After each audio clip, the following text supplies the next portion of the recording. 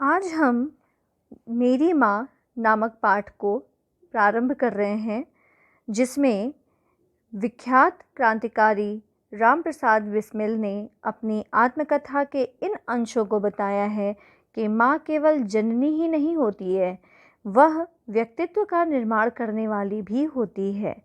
हम जन्म जन्मांतर से भी माँ के मातृत्व के ऋण से उत्तीर्ण नहीं हो सकते।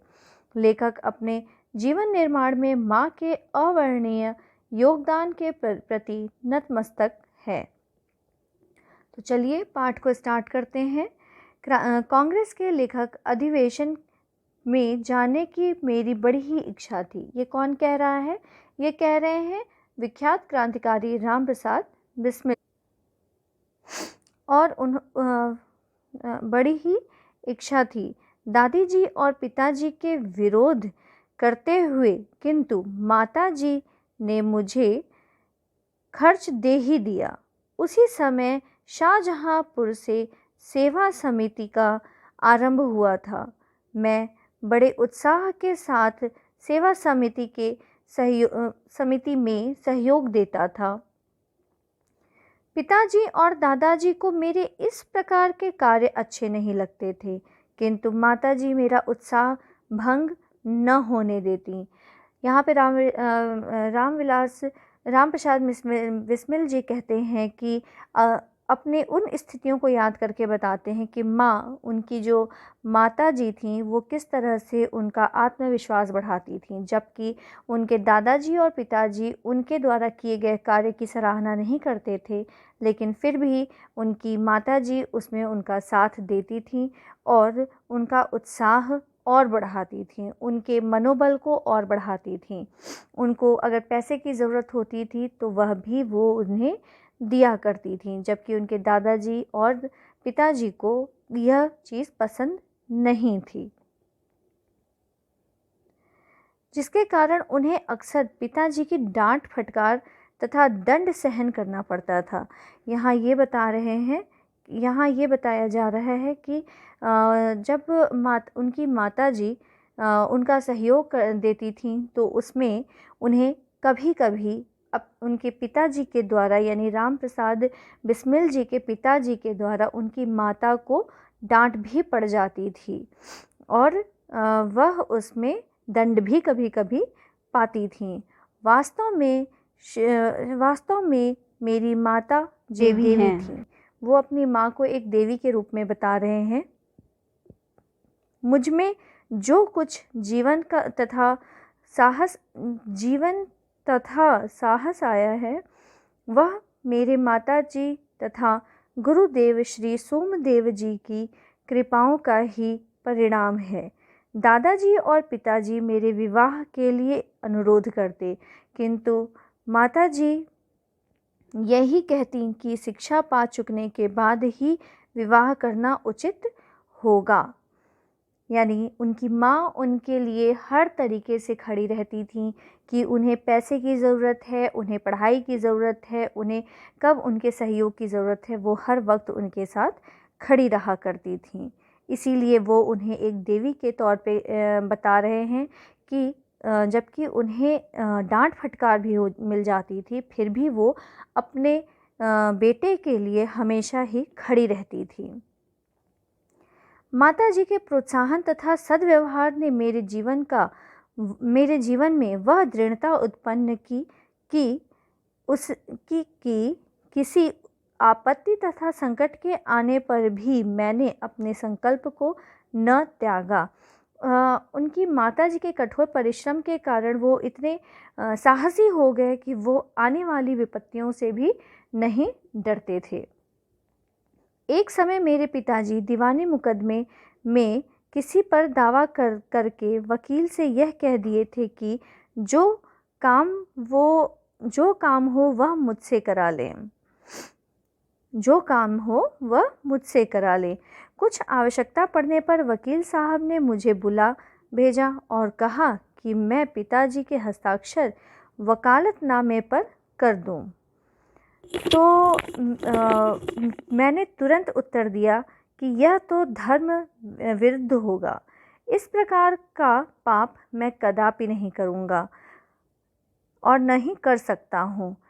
वकील साहब ने बहुत समझाया। उन्होंने कहा था कि हस्ताक्षर करना है यानी साइन करना है, पर उन्होंने एकदम साफ तरीके से मना कर दिया कि नहीं, मैं ऐसा कुछ भी नहीं करूँगा, खारिज हो जाएगा। किंतु मुझ पर कुछ भी प्रभाव न हुआ, न मैंने हस्ताक्षर किए। अपने जीवन में हमेशा सत्य का आचरण करता था, चाहे कुछ भी हो जाए, सत्य बात कह देता था। माताजी 11 वर्ष की उम्र में विवाह कर शाहजहांपुर आ गई थी। उस समय वह नितांत अशिक्षित एक ग्रामीण कन्या के समान थी।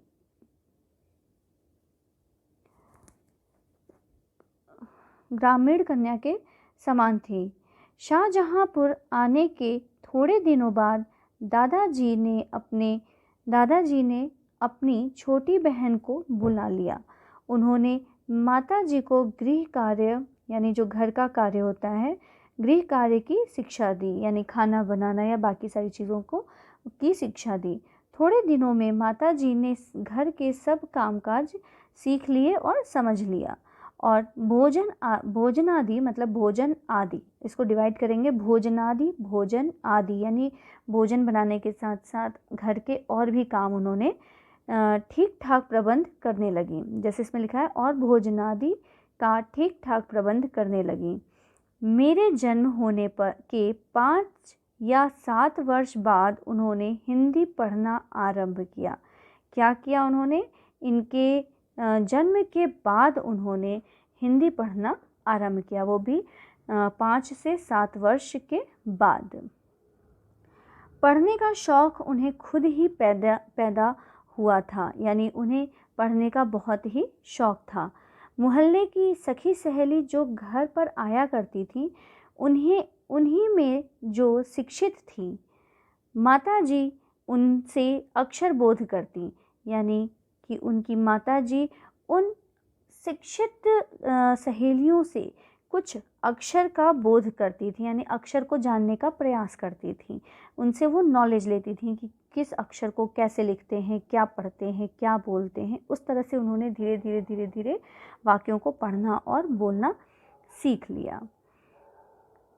इस प्रकार घर का सब काम कर चुकने के बाद जो कुछ समय मिलता वो जाता, उसमें पढ़ना लिखना करती। जब उनका काम ख़त्म हो जाता था, समाप्त हो जाता था, तो उसके बाद वो क्या करती थी?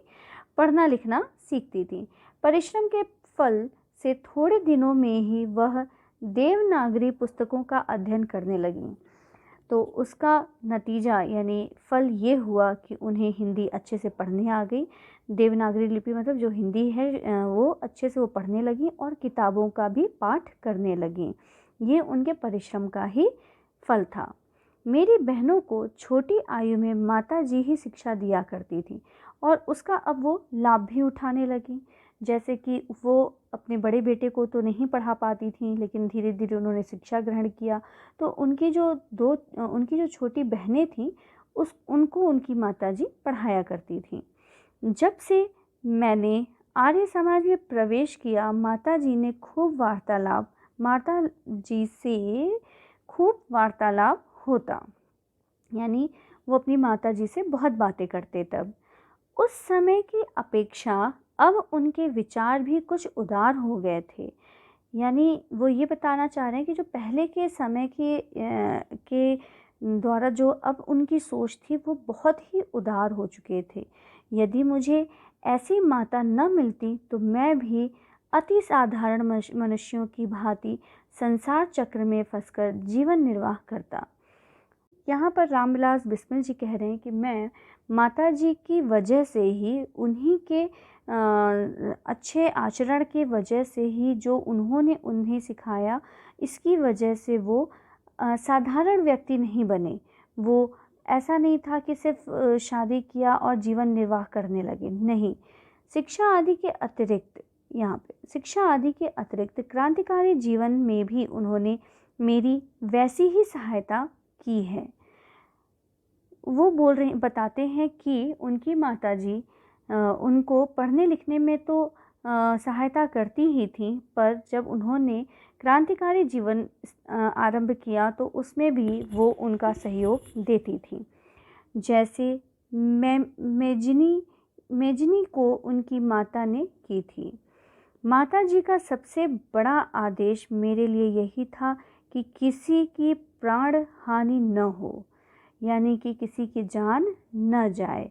उनका कहना था कि अपने शत्रु को भी कभी प्राण दंड न देना, यानी जो तुम्हारा कोई दुश्मन भी हो तो उसको भी इतना प्रताड़ित मत करना कि उसकी जान चली जाए, तो जीवन की रक्षा ज़रूर करना, ऐसा उनका मानना था।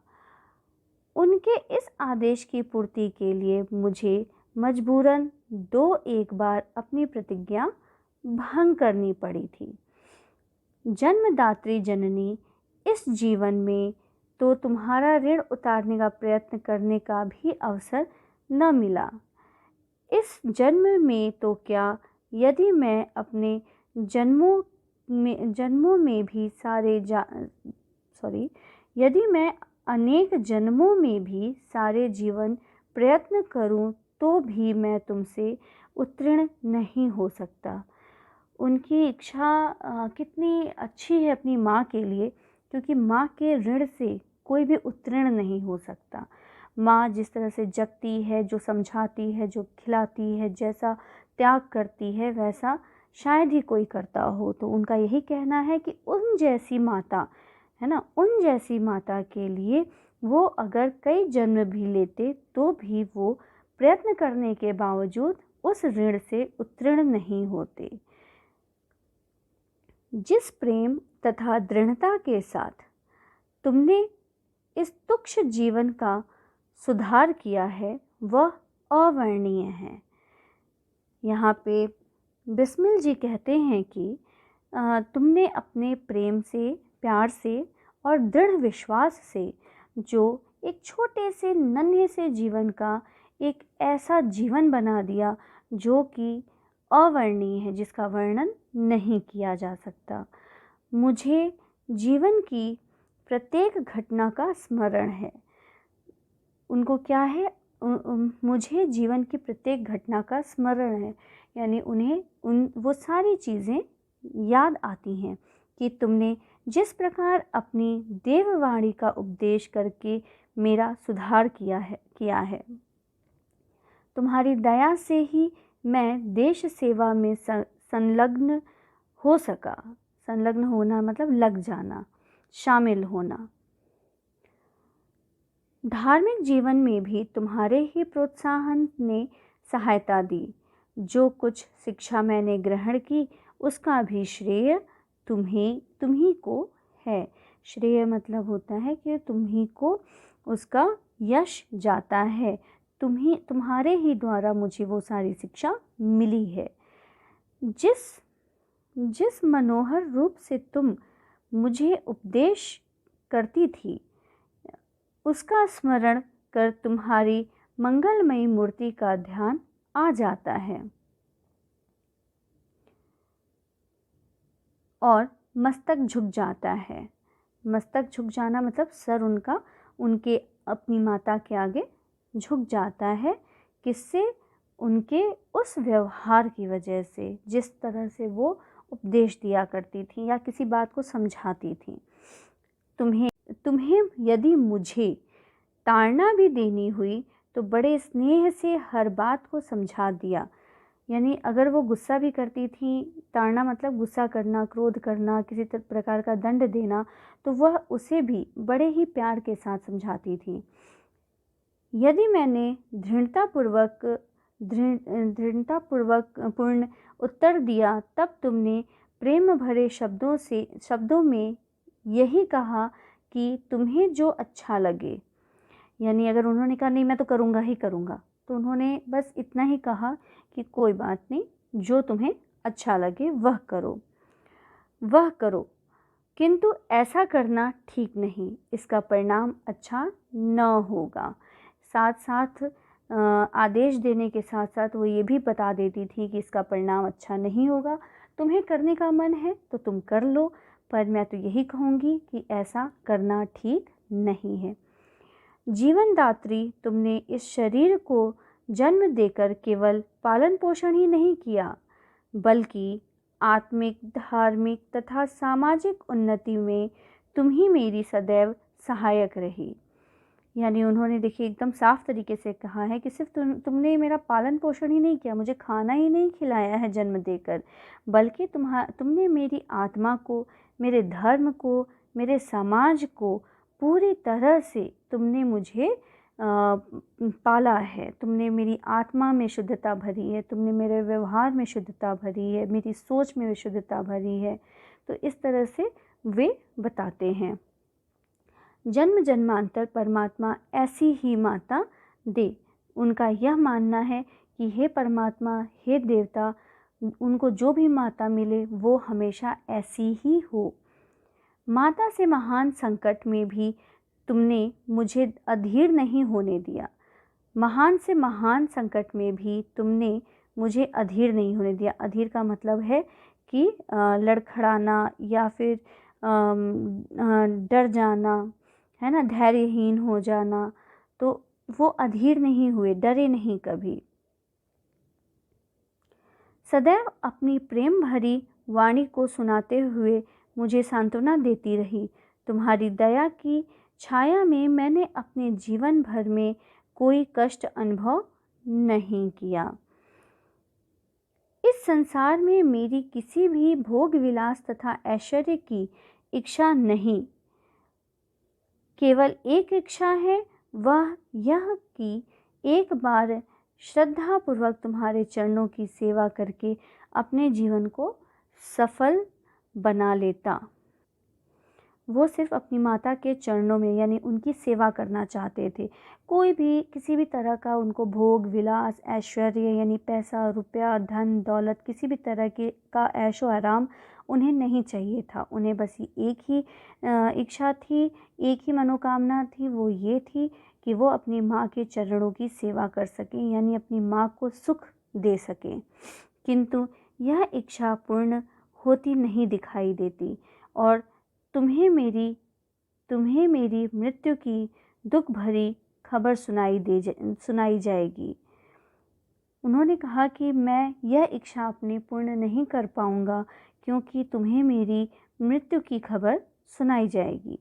माँ, मुझे विश्वास है कि तुम यह समझकर धैर्य धारण करोगी कि तुम्हारा पुत्र माताओं की माता भारत माता की सेवा में अपने जीवन को बलि देवी की भेंट कर गया और उसने एक माँ को कलंकित नहीं होने दिया। जैसा कि आपने यहाँ देखा कि उन्होंने जो लिखा है कि तुम्हारा पुत्र माताओं की माता, एक मिनट, तुम्हारा पुत्र माताओं की माता भारत माता की सेवा में अपने जीवन को बलि देवी की भेंट कर गया और उसने एक माँ को कलंकित होने नहीं दिया, अपनी प्रतिज्ञा पर दृढ़ रहा। और उसके बाद वो लिखते हैं कि जब स्वाधीन भारत का इतिहास लिखा जाएगा तो उसके किसी पृष्ठ पर उज्ज्वल अक्षरों में तुम्हारा भी नाम लिखा जाएगा। गुरु गोविंद जी, यहाँ पे वो देखिए एग्जाम्पल भी देते हैं, उदाहरण देते हैं कि गुरु गोविंद सिंह जी की धर्म पत्नी ने जब अपने पुत्रों की मृत्यु की खबर सुनी तो वह बहुत ही प्रसन्न हुई थी और गुरु के नाम पर धर्म रक्षार्थ अपने पुत्रों के बलिदान पर मिठाई बांटी थी। जन्मदात्री वर दो, यहाँ पे वो अपनी माता से कह रहे हैं ये बात कि जन्मदात्री, जन्म देने वाली माँ, वर दो, मुझे आशीर्वाद दो कि अंतिम समय भी मेरा हृदय किसी प्रकार विचलित न हो और तुम्हारे चरण कमलों को प्रणाम कर मैं परमात्मा का स्मरण करता हुआ शरीर त्याग करूं। यहाँ पर देखिए किस दृढ़ता के साथ विचलित न होते हुए वो अपनी जन्मदात्री यानी अपनी माता से यह आशीर्वाद मांग रहे हैं कि हे माँ, मुझ पर यह आशीर्वाद रखो, अपना अपना हाथ रखो कि मैं बड़ी ही दृढ़ता के साथ अपनी धरती माँ के लिए अपना प्राण त्याग दूँ। तो आपने देखा कि राम प्रसाद बिस्मिल ने कितनी ही भावपूर्ण शब्दों का प्रयोग किया है, पर अपनी दृढ़ता को भी उतने ही आकर्षक तरीके से अपने इस आत्मकथा में लिखा है। तो उम्मीद करती हूँ कि आपको यह अध्याय मेरी माँ, जो कि विश्व विख्यात क्रांतिकारी राम प्रसाद बिस्मिल जी द्वारा लिखित है, उनकी आत्मकथा है ये, उसमें से आत्मकथा का एक अंश है, तो वो आपको बहुत ही आकर्षित किया होगा अपनी तरफ की। किस तरह से उनकी माँ ने उनको सहायता की, किस तरह से उनके दृढ़ विश्वास को बनाए रखने के लिए अपना सहयोग दिया, और अंतिम में भी किस तरह से वे अपनी माँ से ही आशीर्वाद मांग रहे हैं कि हे माँ, मुझे इतनी शक्ति दो कि मैं अपनी धरती माता के लिए अपने प्राणों का त्याग कर सकूं। तो चलिए अब मिलते हैं दूसरे अध्याय के साथ। धन्यवाद।